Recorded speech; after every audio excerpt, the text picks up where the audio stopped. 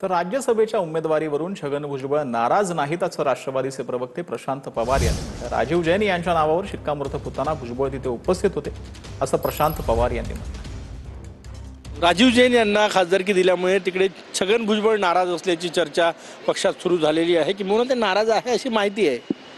नाही, छगन भुजबळ साहेब नाराज होण्याचं काही कारणच नाही। काल मीटिंगमध्ये छगन भुजबळ साहेब होतेच आणि छगन भुजबळ साहेब हे पक्षाचे ज्येष्ठ नेते आहेत आणि ते सगळं मिळूनच सगळ्या मीटिंग कोर कमिटीत असल्यामुळे आणि त्यांनीच ते ठरवलेलं आहे, तर काही नाराजी वगैरे काही नाही। मागितली होती स्वतःसाठी खासदारकी मिळावी म्हणून, पुतण्यासाठी मंत्रिपद मिळावं, त्यानं असं सगळं नाही, त्यांनी खासदारकी मागितली पण त्यांनी हे म्हटलं की बाबा दिलं तर ठीक आहे, नाही दिली तरी ठीक आहे, काही नाराजीचा काही विषयच नाही।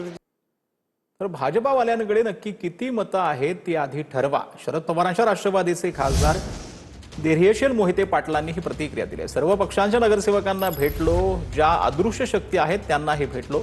जयकुमार गोरेंनी केलेल्या टीकेवर धैर्यशील मोहिते पाटलांनी हे उत्तर दिलं। मी सगळ्याच पक्षाच्या नगरसेवकांच्या भेटी घेतलेल्या आहेत। जी अदृश्य शक्ती आहे या लोकशाहीमधली त्या सगळ्यांना भेटलोय मी काल। त्यांचा आकडा त्यांनी नक्की ठरवावा, कधी 600 म्हणतायत, कधी 500 म्हणतायत, त्यांचा संभ्रम त्यांनाच विचारा।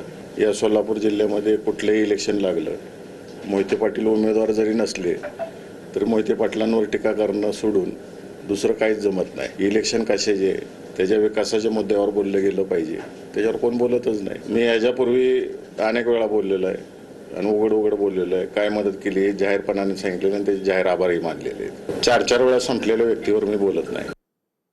तर विजेच्या प्रश्नावर करमाळ्यात हलगी मोर्चा काढण्यात आला होता, मात्र मोर्चानंतर आमदार नारायण पाटील यांनी घेतलेल्या बैठकीतच वीज गायब झाली। तहसीलदार शिल्पा ठोकडे यांच्या कार्यालयातील बैठकीदरम्यान हा प्रकार घडलेला। वीज गेल्यानं सर्वांना उकाड्याचा त्रास सहन करावा लागला। जी मागणी की बाबा सिंगल फेज लाईट आहे ना ती तुम्हाला सांगतो 6 नंतर बंद करू।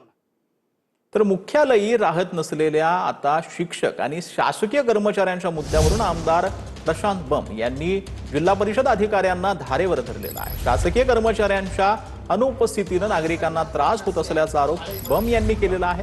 दोषी कर्मचाऱ्यांवर कारवाई करण्याची सूचना आमदार बंब यांनी जिल्हा परिषदेच्या अधिकाऱ्यांना केली। सर्व शिक्षक, ग्रामपंचायतचे ग्रामसेवक, तलाठी, कृषी सहाय्यक, जे सरकारी कर्मचारी आहेत त्या सर्वांना या मुख्यालयी राहणं मस्ट आहे, कंपल्सरी आहे। हे कायदा आहे, कॉन्स्टिट्यूशन आहे, तशी त्यांना हेडक्वार्टरलाच राहावं लागतं। अधिकाऱ्यांनी गांभीर्याने घेतलेलं नाही आहे, ही गोष्ट तुमची बरोबर आहे। आणि आता पुढचं माझं रूप जे ते कसे गांभीर्याने घेतील त्याच्याकरताची पहिली मीटिंग आहे। काय इशारा काय आता? इशारा टर्मिनेशनचा आहे, नोकरीतून हात धुवावे लागेल त्यांना। नाही, त्यांचं अल्टिमेटम सुरू झालं आता, त्यांचं अल्टिमेट अगोदरपासूनच होतं। अगोदरपासून होतं, 3 महिन्यानंतर पुन्हा मी आढावा घेणार आहे।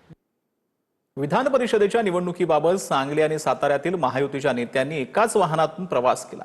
या प्रवासादरम्यान आमदार गोपीचंद पडळकर आणि मंत्री जयकुमार गोरेंनी सेल्फी काढली आहे। पंतप्रधान मोदींच्या इंधन बचतीच्या आव्हानावरून एकत्रित प्रवास केल्याची पोस्ट आमदार पडळकर यांनी सोशल मीडियावर केलेली आहे।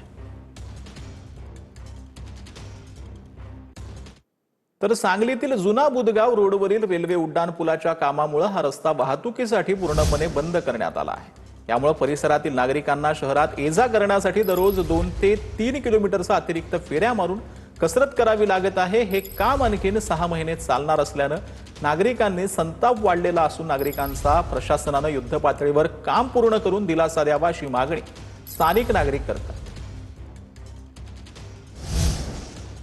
तर पुणे पंढरपूर महामार्गावरील बेलसर फाटा टोल नाक्यावर आंदोलन करण्यात आलं। विविध पक्ष संघटना आणि पुरंदर तालुक्यातील नागरिकांनी एकत्र येत जोरदार आंदोलन केलं।